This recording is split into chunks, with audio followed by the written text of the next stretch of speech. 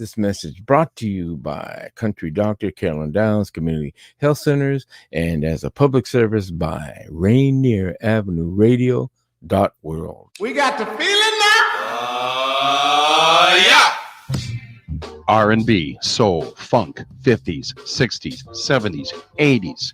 We give you all that and more on Star Time. Join me, Paul Pearson, for a 2-hour trip through the history of R&B. A new episode every week on Wednesday at 2 p.m.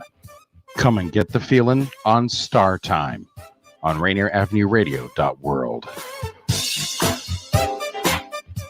Những người cần cẩn trọng nếu quý vị cao niên hoặc ở bất kỳ độ tuổi nào nhưng có những vấn đề về sức khỏe, quý vị sẽ có khả năng nhiễm bệnh cao nếu mắc phải bệnh nghiêm trọng phát từ COVID-19.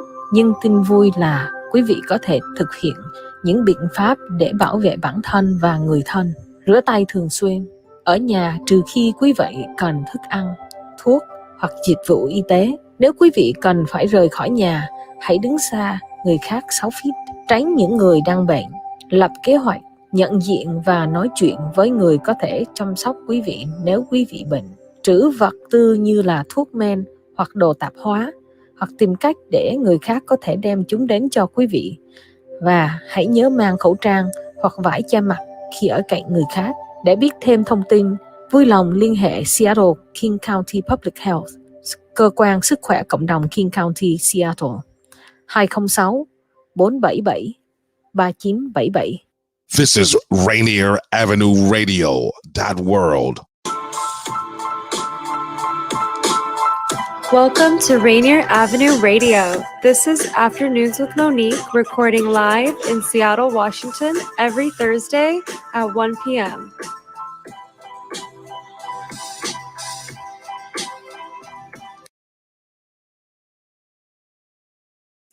Hello and welcome to Afternoons with Monique. Monique has not arrived yet, but she will soon be interviewing Mary Gleason, Executive Intuition Coach, live on the air on Rainier Avenue Radio, your community radio station. Until Monique arrives, enjoy the background tunes after the commercial break there ends.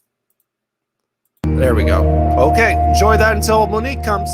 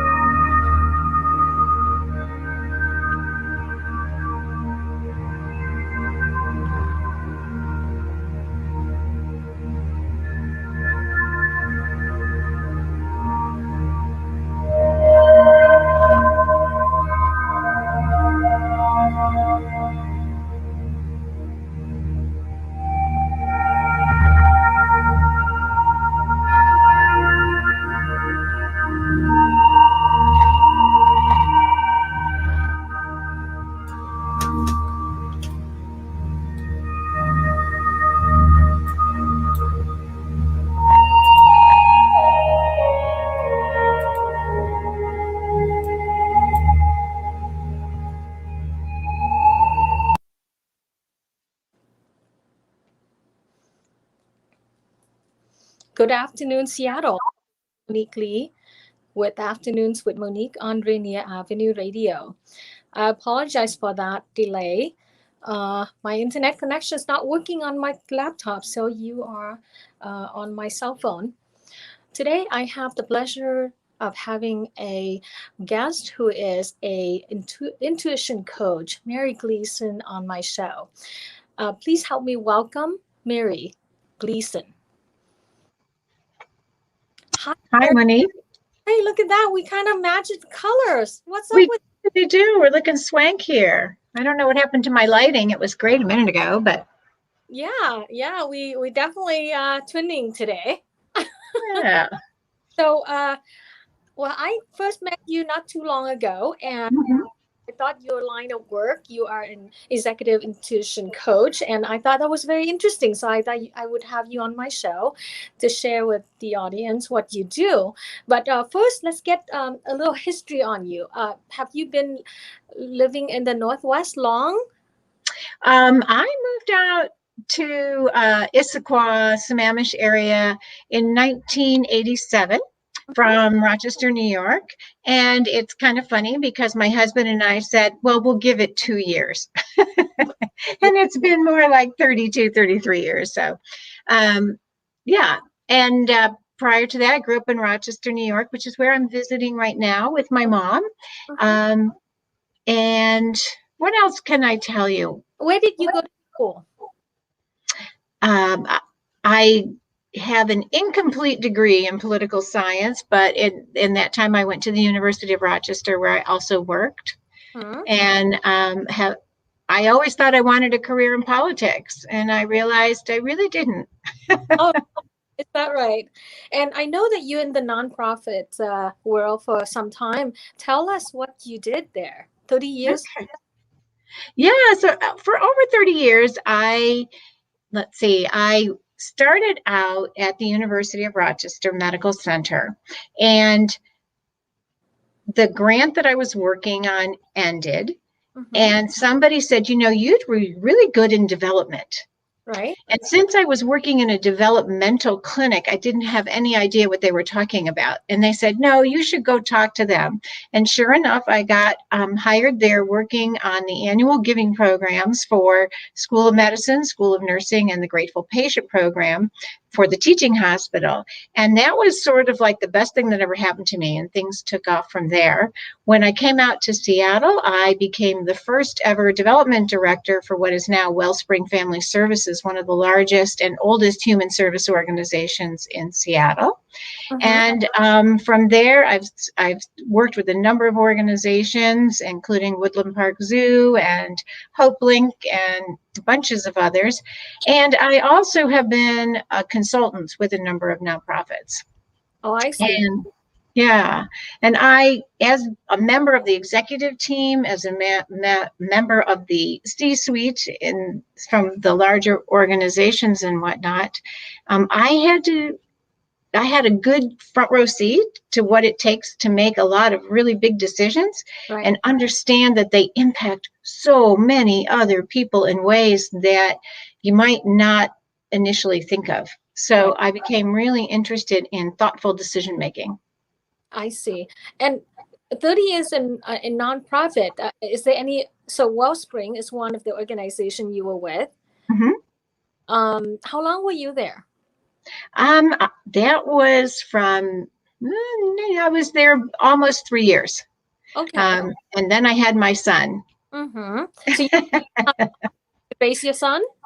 Yeah. So, and then I had my daughter, but in the meantime, I was also serving on boards of directors and working part-time at the HopeLink first capital campaign that they did and stuff. So I feel like I have a really good introduction to both the Seattle community and the Bellevue community, which are completely different animals. So tell us. Just a different mindset and a different way of pace of how quickly things do or do not move. And many times completely different donor families and things that are involved, just very different. I don't know. Seattle's a little more older, a little more established. Bellevue at that time was really just taking off. Not at all what it is now. Oh, I see. So you took some time off and you raised children. How old are they now? Oh gosh, the baby is almost 27.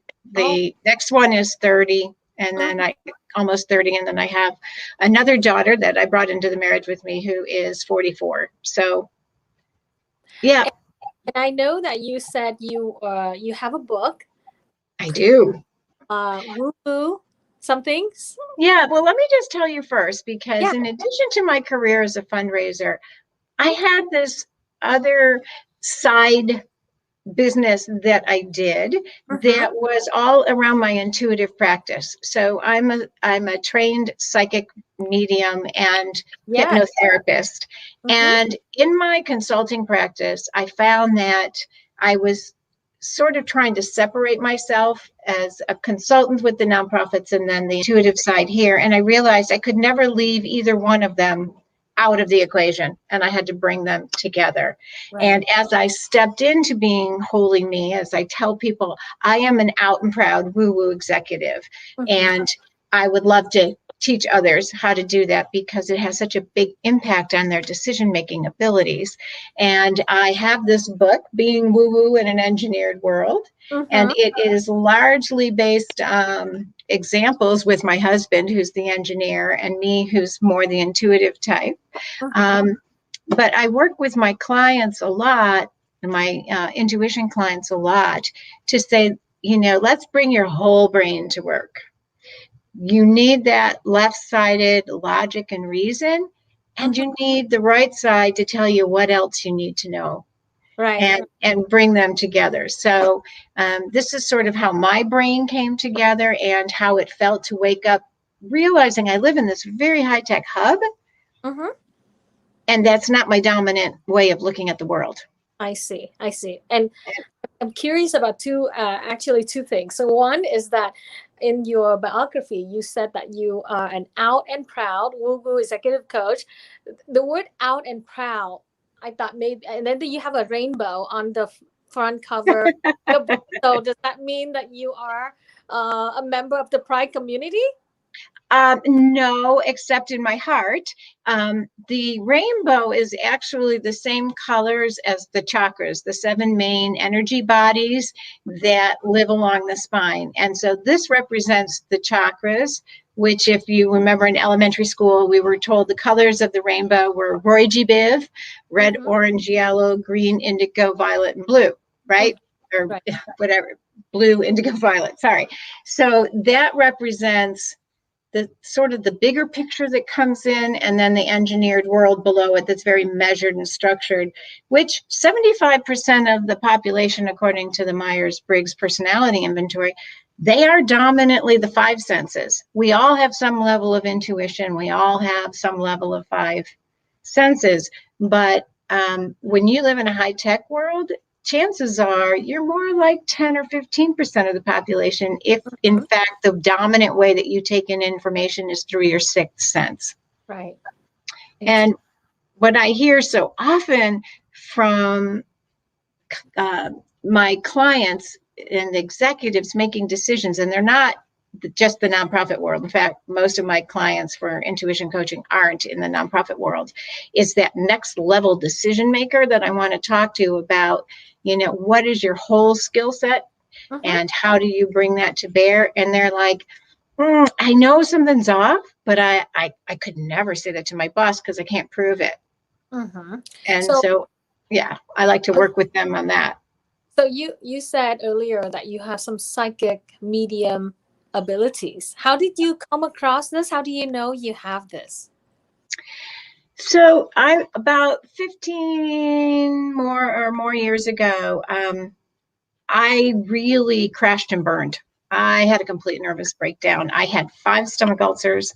I had terrible depression. I had a chronic migraine, and I finally just had to let go. I had to let go of almost all the food that I was eating. I had to let go of my job. I had to just let go. And part of my recovery was very holistic, and I had to commit to sitting in the silence 20 minutes in the morning and 20 minutes in the evening. Mhm. And those 2 times instantly became the busiest times of my day.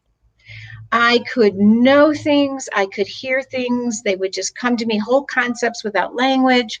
And then I would have my aunt and uncle came to visit me, whom I never met. They died when my mother was young, and they had messages for my mom and for other people that they asked me to deliver.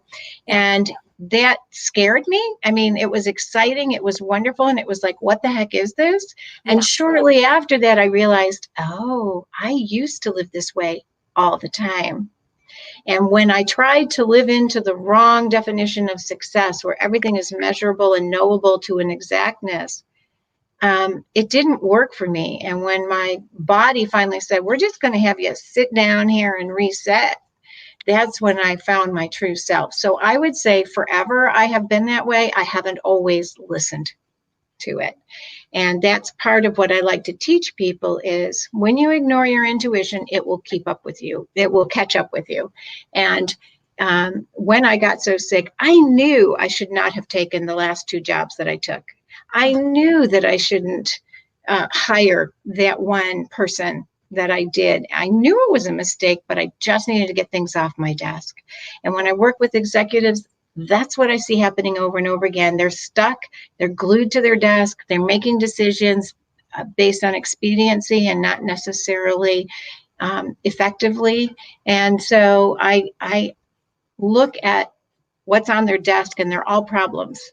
And problems come from decisions that weren't well thought out. Yeah. And so the common denominator is let's improve your decision-making process. So let's say if I was to make some decision to hire someone, and this person on paper and from what I hear, everyone, on marketing materials and, you hear this reputation that she's a sharp person, very intelligent, capable, go-getter. So she's smart. But let's say when you met her, you just have the sense that you cannot trust her, or you don't feel like, she has your best interest at heart. Right. But, you have a hard time saying no to this person because they are a compelling personality at times, right? Mm-hmm. So what do you do? What do you advise your client to do? What I tell people is, and that's a perfect example because one of my first clients, that was the case. Mm-hmm. And I said, when did you first know you shouldn't have hired this person? Mm-hmm. And she said, and we walked it backwards. And she said, I knew something was off in the interview. So why did you hire them? Perfect references, perfect resume, mm-hmm. Great interview. And I said, how did you know something was off? And she said, the minute he walked into the room, my stomach hurt. Hmm. And I said, how's your stomach now? She said, I eat Tums all day long. So I said, okay, that's your intuition. Mm-hmm. So my thing is, I'm not saying intuition trumps data. I'm not. I'm saying bring it all together. But if there's that inkling there, don't make the decision yet. Go get more information. Go mm-hmm. check that, go check some of the references that maybe weren't on there, but people would have worked with this person mm-hmm. otherwise. Go look for the other things, people who maybe used to report to them, or say, I'm really going to trust this feeling. I'm going to take a little longer to find somebody, mm-hmm. right? They can also work the other way. You can have somebody come in and they've got 80% of what you need. Uh-huh. But they're not 100%. Uh-huh. But if you check with your chakras, if you check in with your body, if you check in with your right brain, uh-huh. everything feels like a go. Uh-huh. Trust that too. Uh-huh. We're always looking for perfect when we should be looking for opportunities to work as a team, to maybe learn and grow, or teach and grow, another kind of thing. So it can work the other way too. It's like, yeah, they're not perfect, but I feel like this is the person that's going to take us forward or cement us as a team. I think that it works the other way too. Now, in your coaching, once you decided that, okay, so I'm going to trust my intuition, and I need to deliver the bad news to this person that I don't have any rhyme or reason to not hire them. They look great on paper. How do you deliver this bad news? Do you coach your clients on the deliverance of the lack of, is that something that you offer too?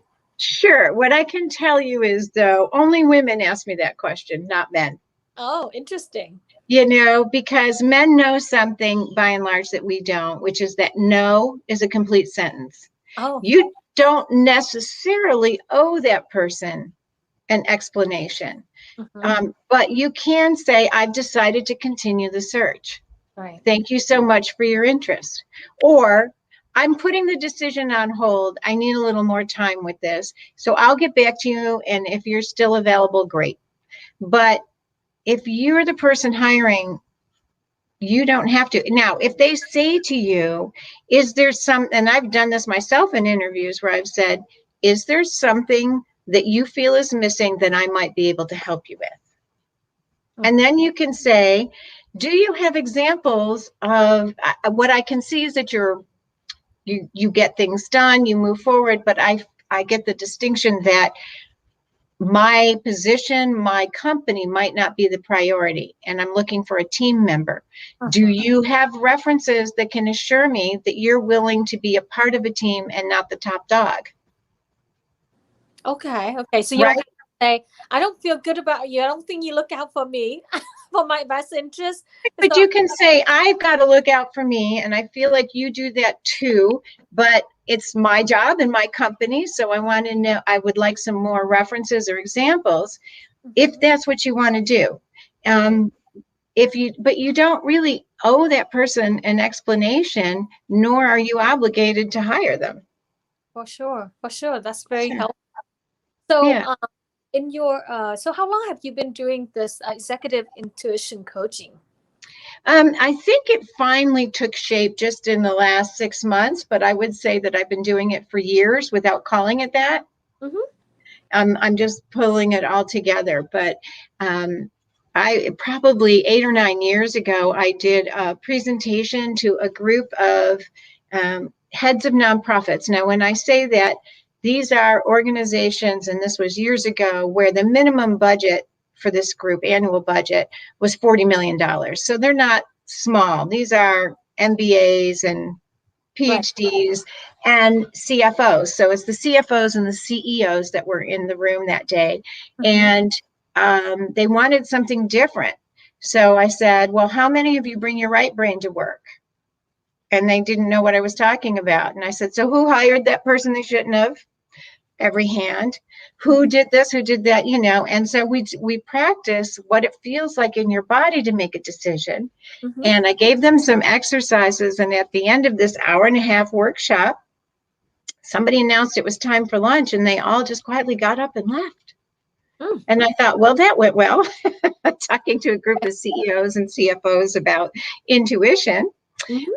And I barely got to go to the bathroom or eat lunch the rest of the day, because one by one, they pulled me aside and said, that was so cool. I figured this out. I figured that out, and started working with some of those people immediately following.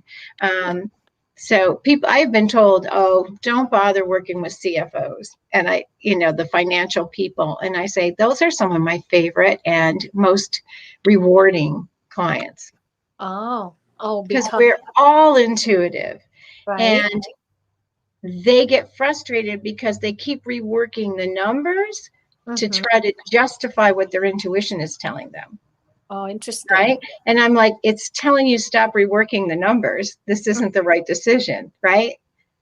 So CFO tend to be analytical people. I have the background, financial background, to be a CFO if I was to continue to climb the corporate ladder. Right. Career.